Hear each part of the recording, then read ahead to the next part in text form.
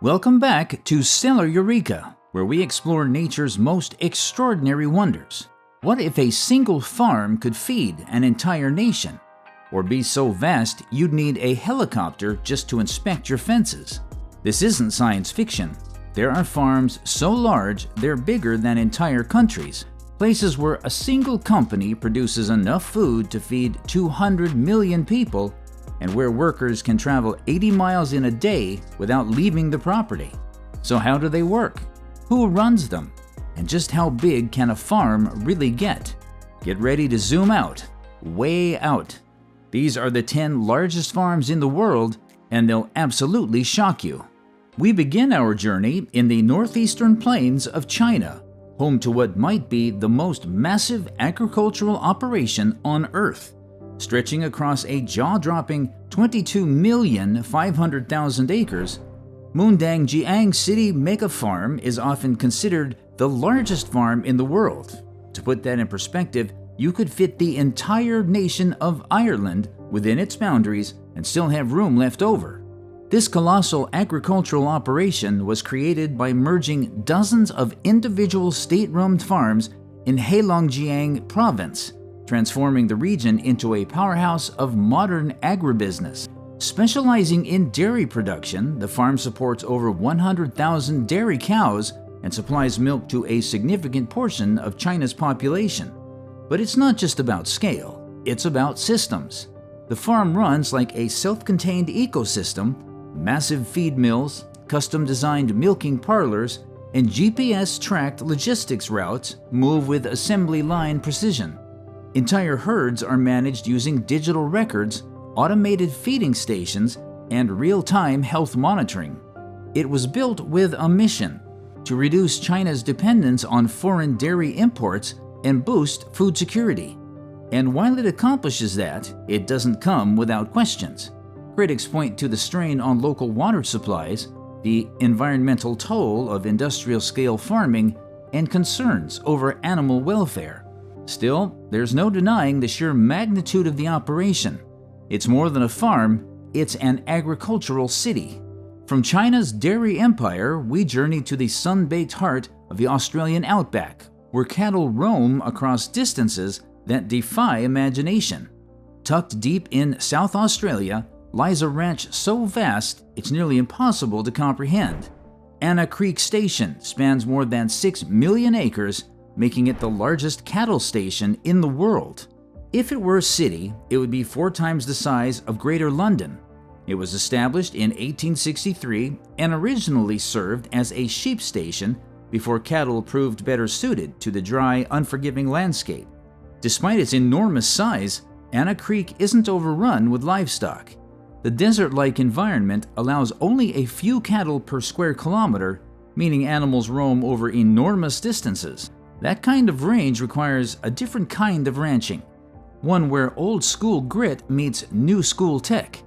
Helicopters buzz overhead to spot herds, drones scan the ground, GPS collars track movements, and off-road vehicles kick up red dust as workers chase water supply issues or monitor fences.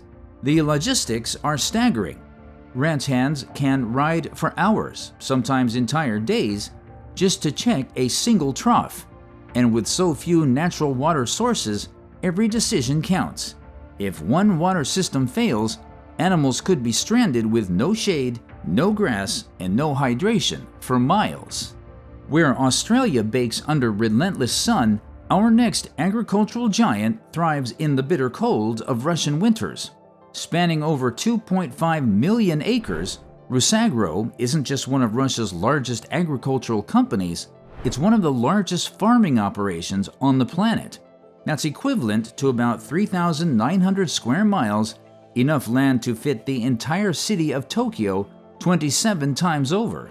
Headquartered in Moscow, but operating across vast swaths of Russia's fertile Black Earth region and even into the frosty fields of Siberia, Rusagro handles everything from grain production to pork processing on an industrial scale. What makes Rusagro unique isn't just its acreage, it's how vertically integrated the company is. Rusagro owns the fields, the processing plants, the logistics chains, and even the retail distribution networks. This allows it to grow, refine, package, and sell everything in-house, from wheat to sugar to sunflower oil. Its livestock divisions are just as massive, housing hundreds of thousands of pigs and cattle in state-of-the-art facilities built to operate year-round in sub-zero conditions. The scale is staggering. Rusagro fields stretch so far, farmers use satellite mapping and AI-guided tractors to navigate them efficiently.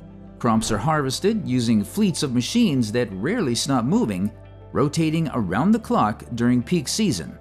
Operating in one of the world's coldest and most variable climates, the company has invested heavily in cold-resistant crop strains, soil science, and automation. What began as a cluster of Soviet-era collectives has grown into a farming empire feeding both domestic and export markets. Back to the sunburned continent we go, where Australia demonstrates once again that when it comes to cattle stations, it plays in a league of its own.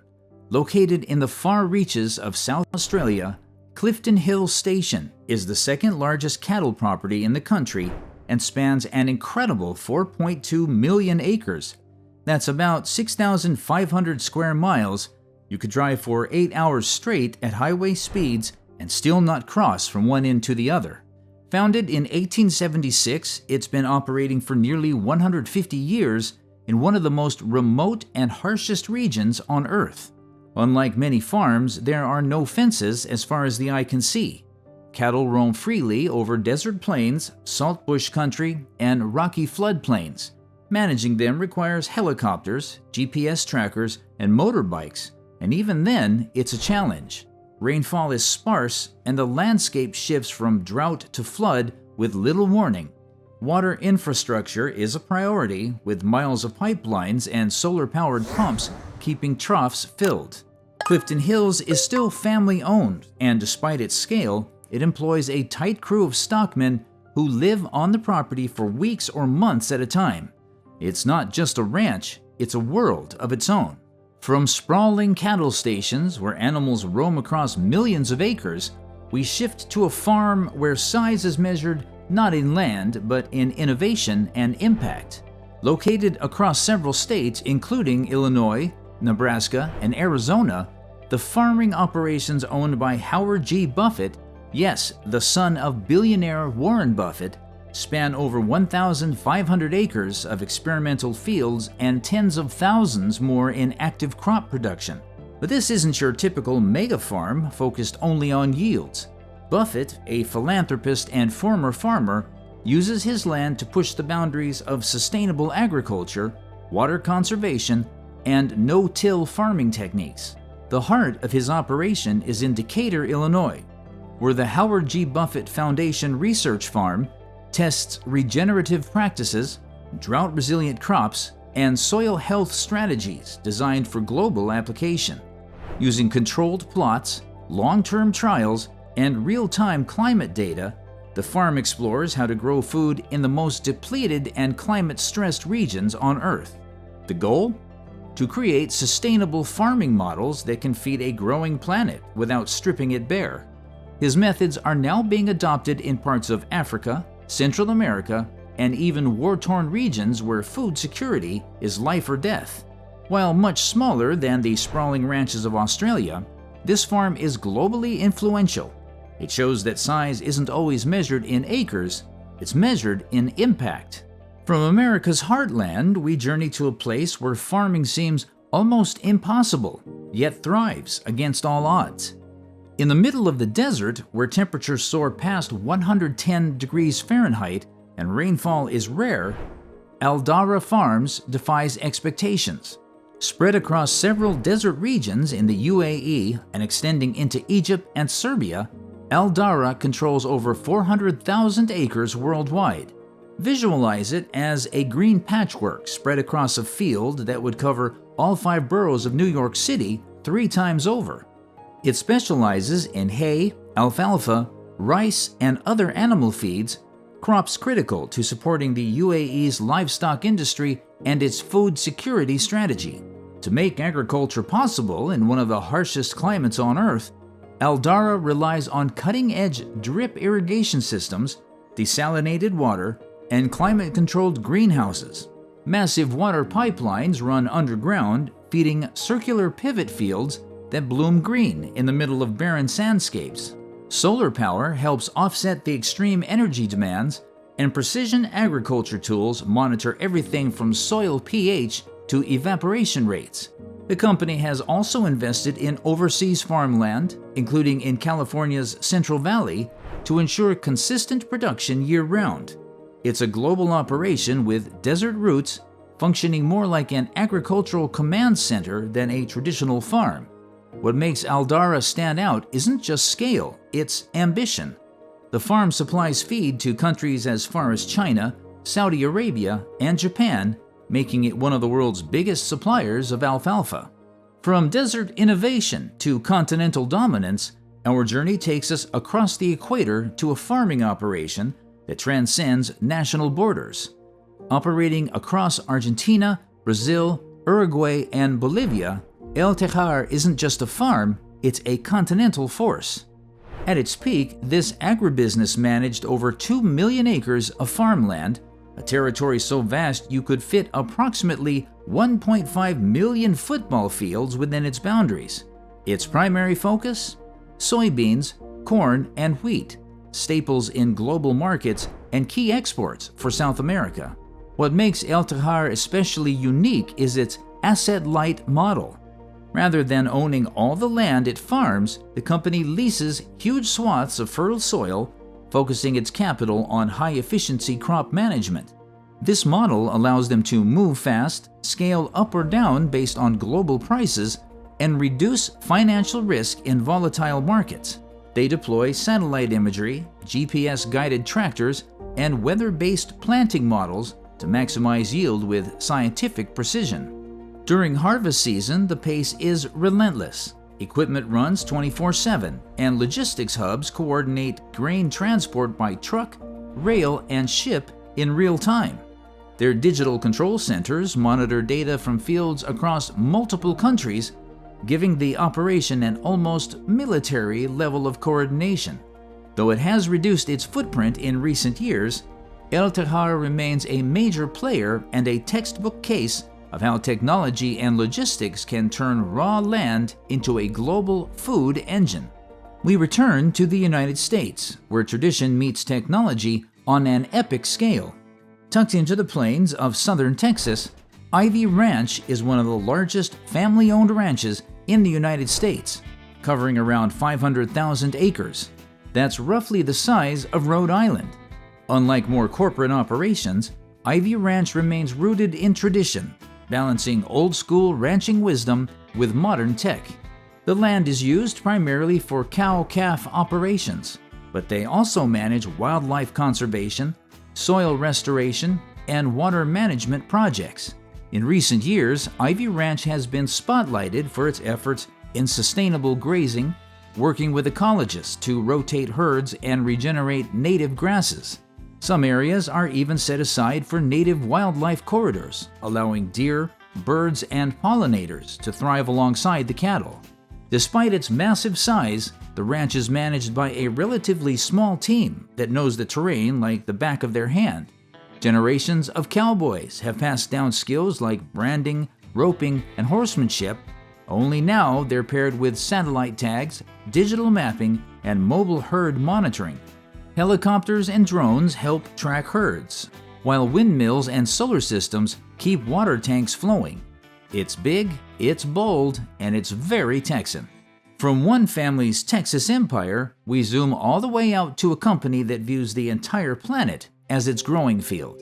Unlike the other entries on our list, Olam International isn't a single farm at all.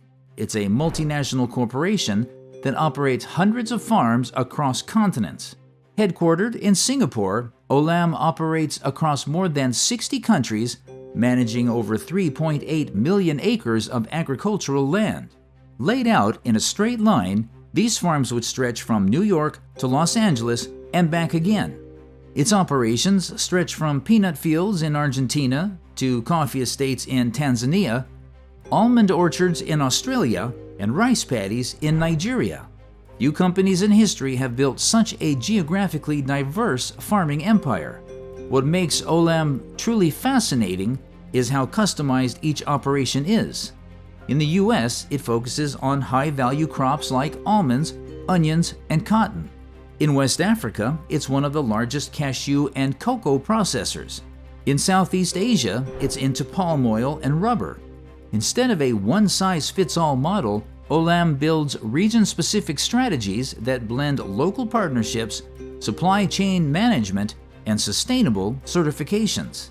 The company also champions traceability. Using blockchain and satellite data, Olam can track a cocoa bean from a West African village to a chocolate bar in New York. And they aren't just farming, they're reforesting, restoring soil, and creating carbon offsets in vulnerable ecosystems. And finally, we come full circle, returning to China where our agricultural odyssey began. Born out of China's Cold War-era ambitions to be agriculturally self-sufficient, the Beidahuang Group now controls over 5.3 million acres of farmland, making it one of the largest farming conglomerates in the world. Centered in the fertile plains of Heilongjiang Province in northeast China, Beidahuang means Great Northern Wilderness, a name that once described the swampy, untamed region it conquered. Now, it's the breadbasket of modern China. Beidahuang focuses on rice, soybeans, corn, and wheat, but it doesn't stop there. The company also runs seed development labs, irrigation tech hubs, and food processing plants, creating a vertically integrated ecosystem from field to grocery aisle. Its fields are so massive that farmers use drones, AI-driven soil sensors, and satellite imagery to manage everything from planting schedules to pest outbreaks. Some of their tractors are fully autonomous, guided entirely by real-time data streams and geo-mapped routes. The company is also experimenting with climate-resilient crop strains and regenerative soil techniques to protect yields in the face of rising weather extremes. In recent years, Beidahuang has expanded beyond China, leasing land in Argentina, Russia, and Southeast Asia to secure future food supply lines and diversify risk. It's agriculture with geopolitical ambition, and it's reshaping global food trade in real time, acre by acre, continent by continent. From sun-scorched deserts to frozen Siberian plains, these farms aren't just massive, they're redefining what modern agriculture looks like. Some feed nations, others reshape entire landscapes, and all of them raise the same question: how big is too big when it comes to growing the world's food? Which one surprised you the most? Could you imagine working on a farm the size of a country? Let us know in the comments. We'd love to hear your thoughts.